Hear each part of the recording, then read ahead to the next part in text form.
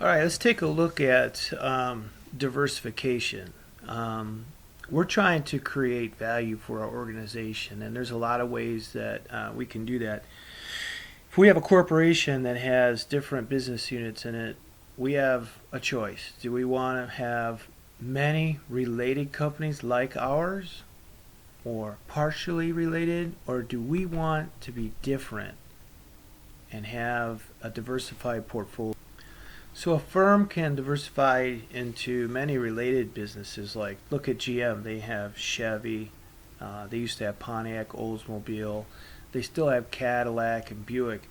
Those are related, quote unquote, separate business units underneath the GM brand. Okay, there's a lot of reasons to do that, and we're going to take a good look at some of those benefits here. Okay, so when you're related, you get these economies of scale, or scope as we call them. And this is pretty important because we're trying to drive our costs down and put our money into places that are going to drive out more value in our organization. So the more we can get economies of scale, the better. And this is the primary reason that people do that. It's also about leveraging some core competencies. I mean, obviously, GM's core competencies are product development and marketing, and it's foot space. Okay, so the footprint that they have and the market space that they envelope is a core competency that they have.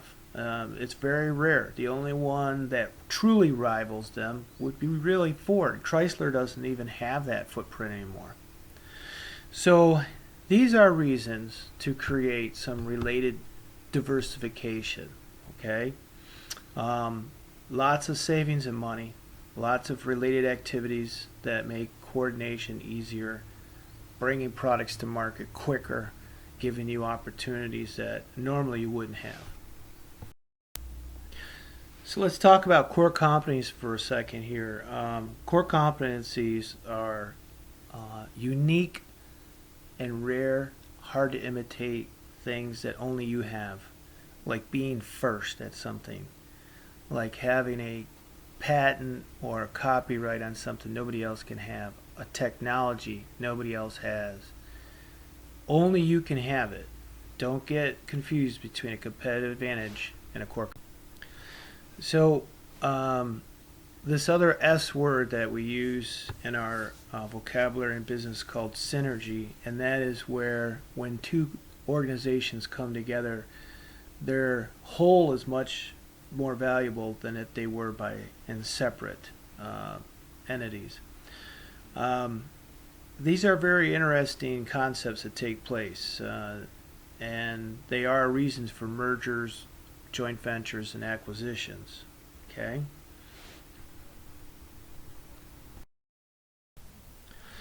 So some other reasons is control. Remember, I told you when we look at Porter's model, we look at who's in control. Well, when you have market power and you have negotiating power, etc., those are things that are also called control. And when you have a related portfolio, you get buyer control, you get supplier control, which means you get cost control.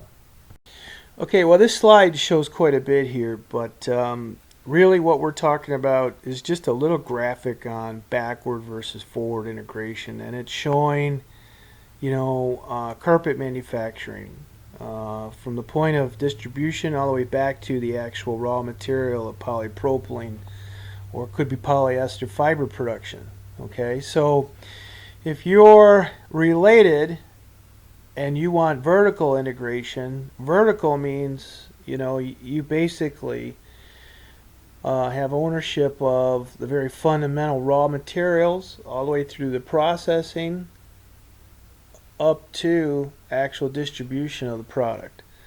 What does it all give you? It gives you lots of control on costs. It gives you lots of control on quality and design, and really gives you an opportunity to create unique product innovation at a good price.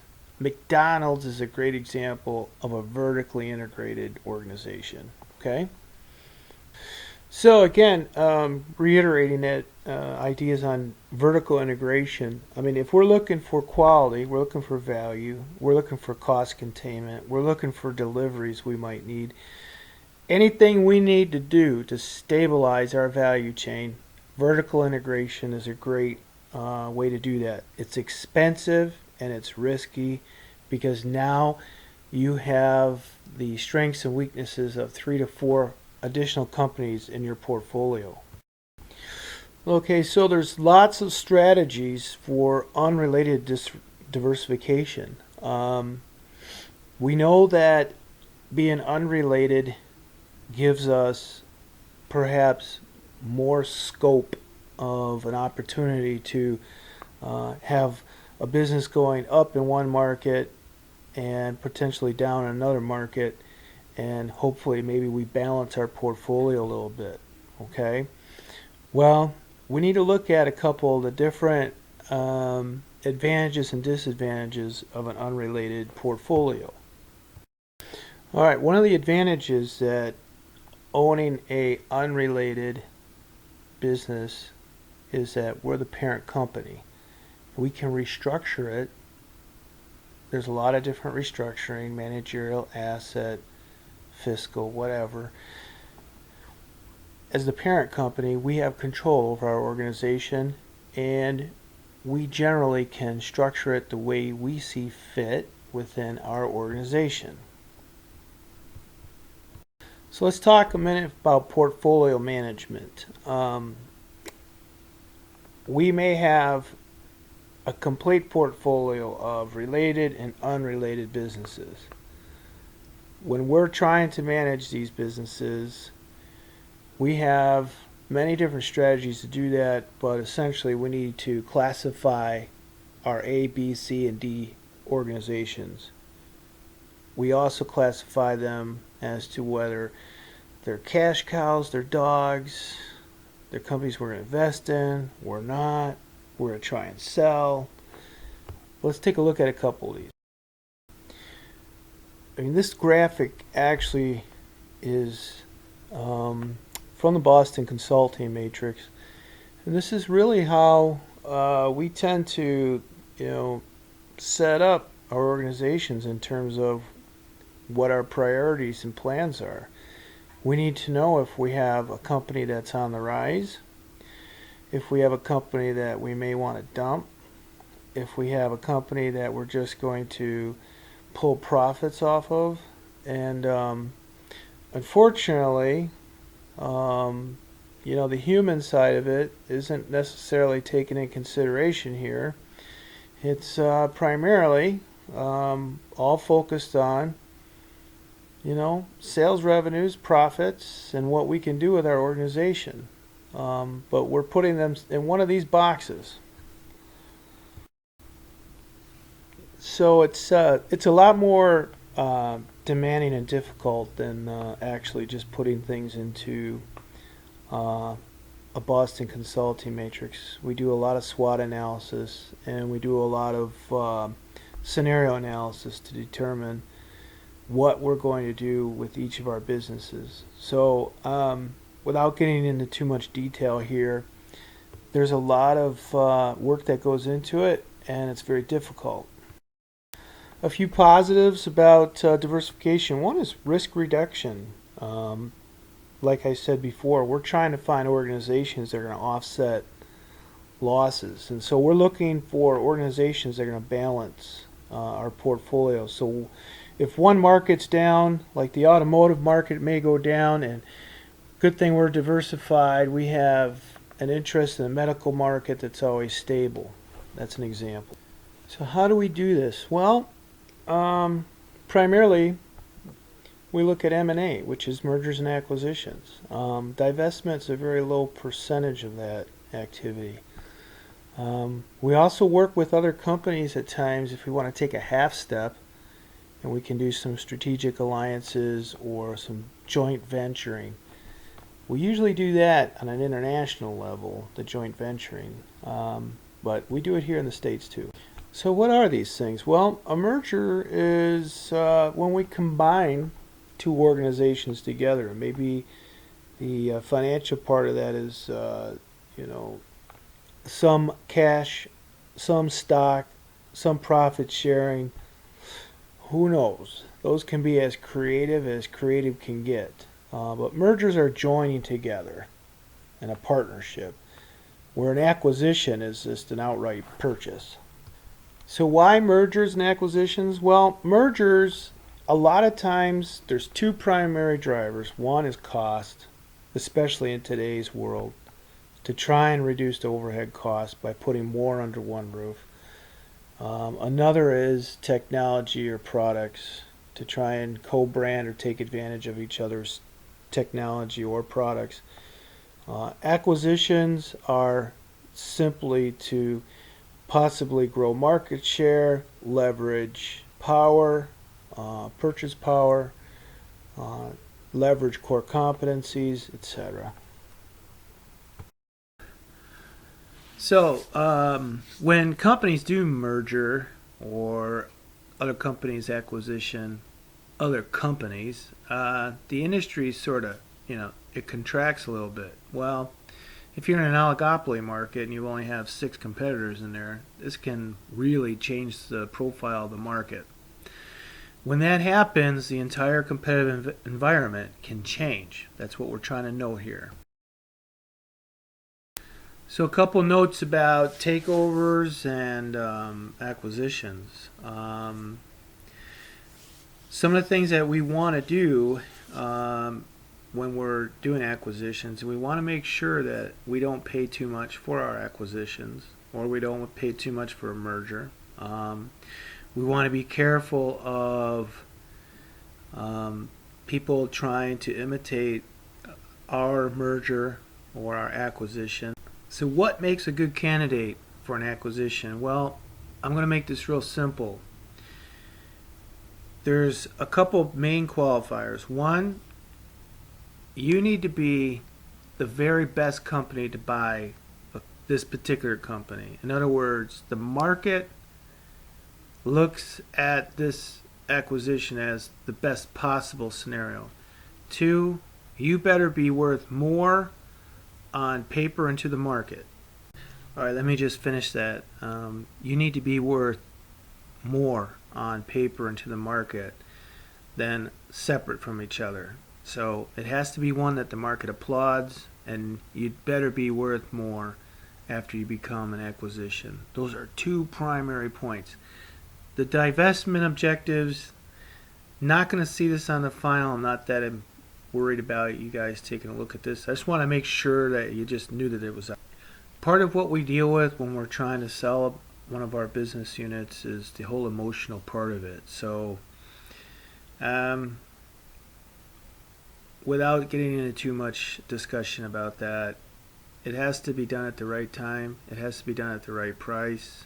It has to be done with the right people. But divestitures happen every day, and it's an important strategy of our portfolio. Sometimes we're buying companies with the intention of divesting them. All right, so taking a look now at joint ventures and strategic alliances. Hey, here's the bottom line. These are cheap, they're quick, they're very unrisky. They allow us to get into international opportunities or get into markets that we normally wouldn't have been able to without spending a lot of money up front. They're usually the beginning process of acquisitions or mergers. All right, some of the limitations of alliances and ventures are the fact that we have no real control. Okay, so we're working in a partnership. They can take things that they learned and they can actually go use them against us later. This is part of the problem. They could take a unique core competency that we created and they could leave with it. So these are some of the downsides of doing a alliance or a joint.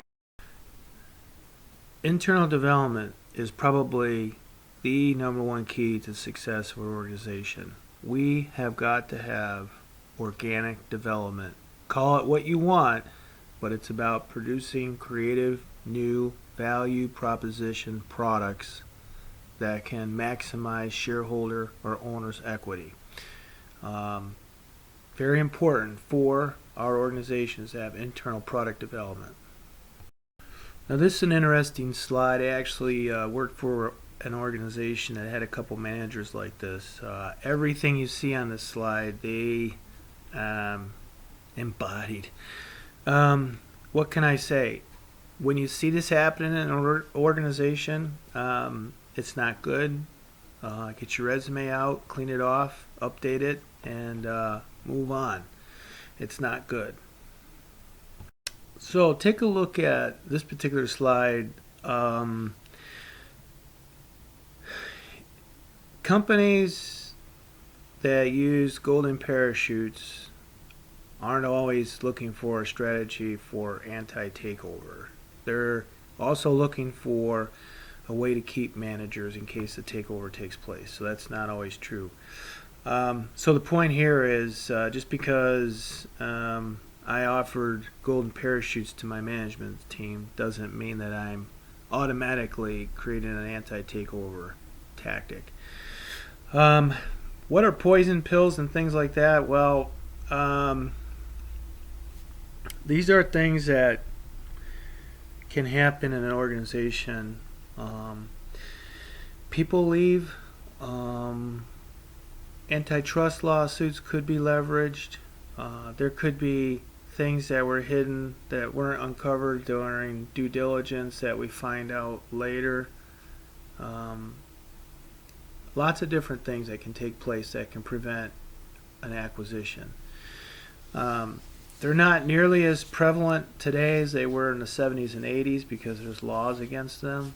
But the big point here is to know that there are opportunities for those things to happen. Golden parachutes are a great thing. When I came out of Millercron, I got one. When they filed bankruptcy, I was able to come out and spend a few years getting my education. Okay?